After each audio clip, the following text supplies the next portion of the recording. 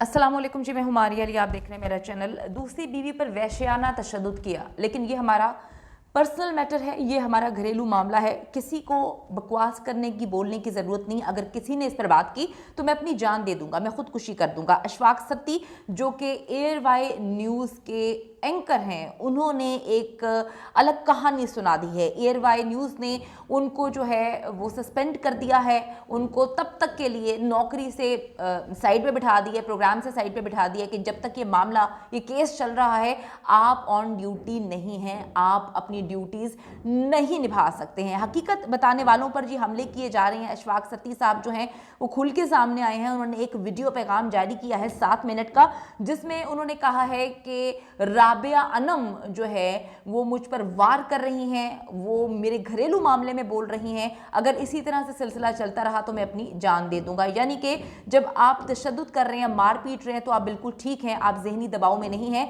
लेकिन जो लोग अब बात कर रहे हैं, क्योंकि आप अपना मैटर जो है वो मीडिया पे लेकर सामने आए हैं और किसी तरह से भी टॉलरेट नहीं किया जा सकता। अगर मैं अपनी बात करूं, मुझे तो ये भी सख्त नापसंद है कि कोई मर्द किसी भी औरत पर ऊंची आवाज में बात करे। हर इंसान का क्राइटेरिया, मेरा क्राइटेरिया ये है कि कोई आदमी अगर मुझसे चीख चिल्ला के बात करता है तो मेरी नज़र में वो टोटली फारिग इंसान है, घटिया इंसान है, उसको परवरिश की ज़रूरत है। तो अब जी बात नहीं करना डोमेस्टिक वायलेंस पे। वो कहते हैं कि अगर मेरी बीवी के ज़ख्मों पे बात की गई, तशद्दुद पे बात की गई, तो मैं खुदकुशी कर लूँगा। राबिया अनम को टारगेट किया गया, जो बार बार जो है उन एंकर्स की तरह नहीं है जो इनकी अच्छाई के या इनकी मोहब्बत के कसीदे लेकर आ गए कि हमने उनके साथ काम किया था।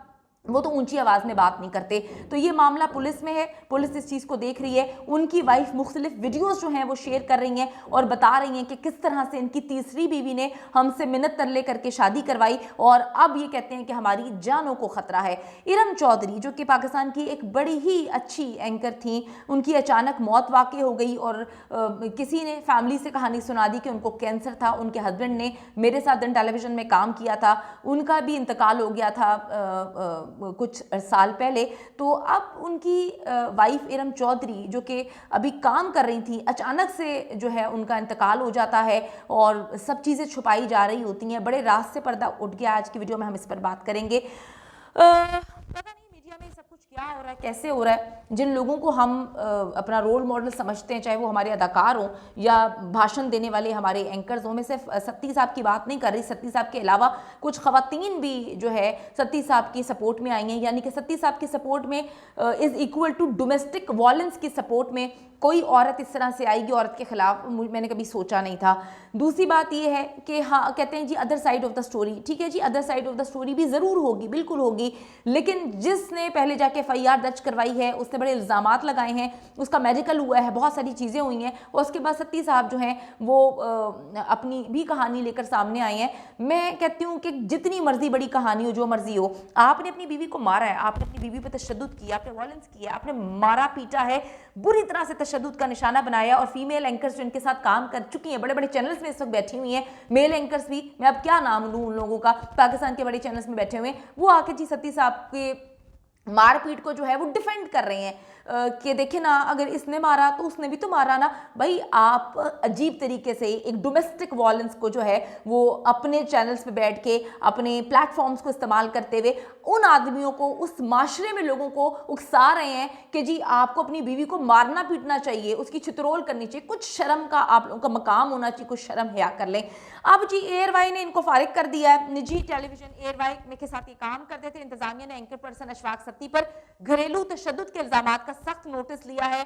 उनकी जानिब से जो है वेब एक्स पर उन्होंने ये जो है बोला है कि अशफाक सत्ती को फौरी तौर पर मुअत्तल किया जाता है जब तक कि कानून अपना रास्ता इख्तियार नहीं करता और इस फैसले का इसका फैसला नहीं हो जाता। सत्ती जो है ना वो हमारे साथ अभी काम नहीं कर रहा है। तो मैं थोड़ा सा आपको ये भी बताती चलूं कि ये भी कहा जा रहा था उनकी सेकंड वाइफ की जानिब से कि एयर वाई में ये काम करते हैं, असर रसूख है इनका, ये FIR दर्ज नहीं होने दे रहे थे। बड़ी मुश्किल से FIR दर्ज हुई तो इन्होंने अपना असर रसूख इस्तेमाल करते हुए कार्रवाई से रोक दिया गया। जिब्रान नासिर साहब बीच में आए हैं और बहुत सारी समाजी कारकुन बीच में आए हैं और उसके बाद जो है ये एक FIR वगैरह दर्ज हुई है। ARY news anchor person Ashfaq Satti ने अहलिया की जानिब से आयद किए गए जितने भी घरेलू तशद्दुद के इल्जामात हैं उस पर अपना मौक़िफ़ वाज़े कर दिया। उन्होंने जो कहा है कि जी मेरा मौक़िफ़ भी बहुत ज़रूरी है, ये जो मेरी अहलिया के साथ मेरा झगड़ा है ये हमारा निजी मामला है, हर घर में मियां बीवी का झगड़ा होता है और इस मामले को बढ़ाकर मेरी किरदार कशी की जा रही है। जी आपकी बीवी ने आप पर इल्ज़ाम लगाया कि आपने उनको मारा पीटा है और जो तस्वीरें उन्होंने शेयर की हैं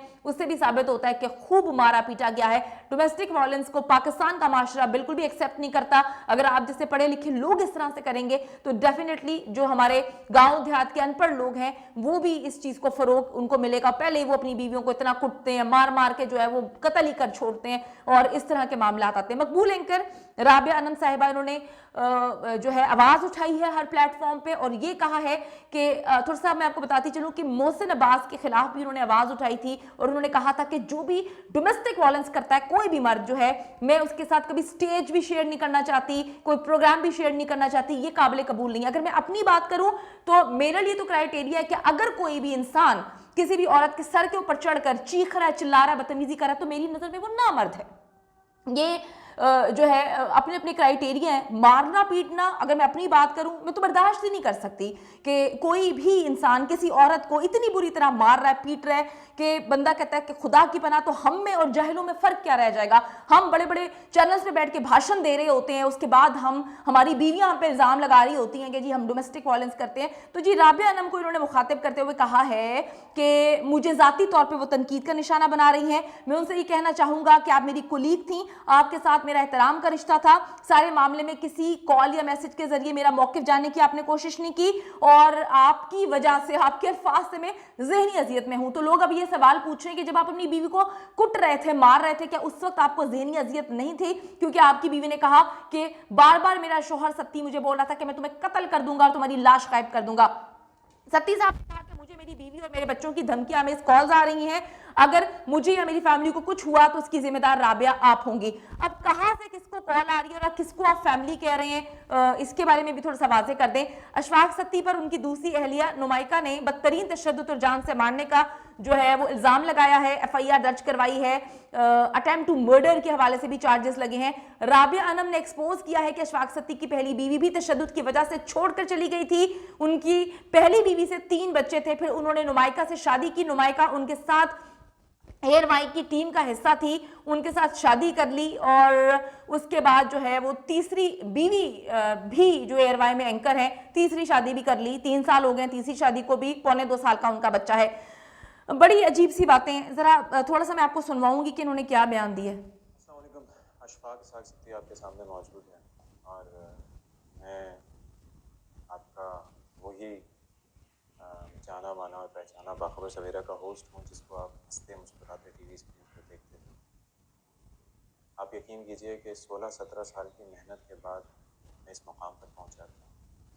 मैंने कभी किसी सीढ़ी का इस्तेमाल नहीं किया। उन्होंने काफ़ी लंबी इसमें कहानी सुनाई हुई है, अपना वर्जन रखा। डेफिनेटली हर इंसान का यह हक होता है, अदालत भी मौका देती है अपनी साइड की स्टोरी रखने की। अल्लाह ताला जी सच सामने लेकर आए और हमें अपनी अदालतों पे भरपूर भरोसा है। इंशाल्लाह ताला जो सच्चा हो, जो सही हो, जीत उसी की हो। दूसरी तरफ जी हम बात कर लेते हैं इरम चौधरी, एक बड़ी पाकिस्तान की मारूफ और अच्छी एंकर थी। अचानक उनकी मौत वो मुअम्मा बन गई है। कभी कहा जाता है कि इरम को कैंसर था, कभी कहा जाता है डिप्रेशन था, कभी उसके दूसरे शोहर का जिक्र होता है तो कभी जॉब की वजह से परेशानी जाहिर की जाती है।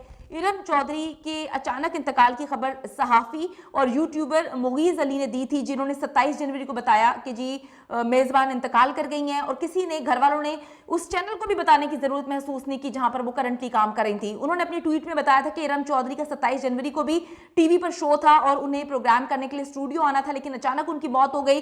उन्होंने अपनी पोस्ट में बताया कि इरम चौधरी ने जिंदगी में इंतहाई मुश्किल हालात का सामना किया है, 2 बच्चों की परवरिश की और अपने बच्चों की वाहिद उम्मीद और सहारा थे। हम जो है पाकिस्तान CM पंजाब से अपील करते हैं, सर आपका ताल्लुक भी जो है वो इसी फील्ड से है, आप जानते हैं कि किस तरह से कुछ खवातीन और मर्द हजरात बहुत मेहनत कर रहे हैं। इरम का कोई भी नहीं है, उसके बच्चे जो हैं उनके सर पे हाथ रखें। वज़ीर आला पंजाब से अपील करती हूँ कि उनके बच्चों के लिए कुछ ज़रूर करें और इस एक टीम तश्कील दी जाए और देखा जाए कि क्या मामला हुआ, अचानक कैसे उनकी मौत होगी, क्या दारान जो थे वो बच गए हैं, किसकी वजह से मौत हुई है, ये मुअम्मा क्यों है। एक होनहार जो है एंकर इस दुनिया से चली गई है। आपसे अपील करते हैं, गवर्नमेंट ऑफ पाकिस्तान से अपील करते हैं, सीएम पंजाब से अपील करते हैं कि प्लीज़ इसको देखें और एक कमेटी तश्कील दें।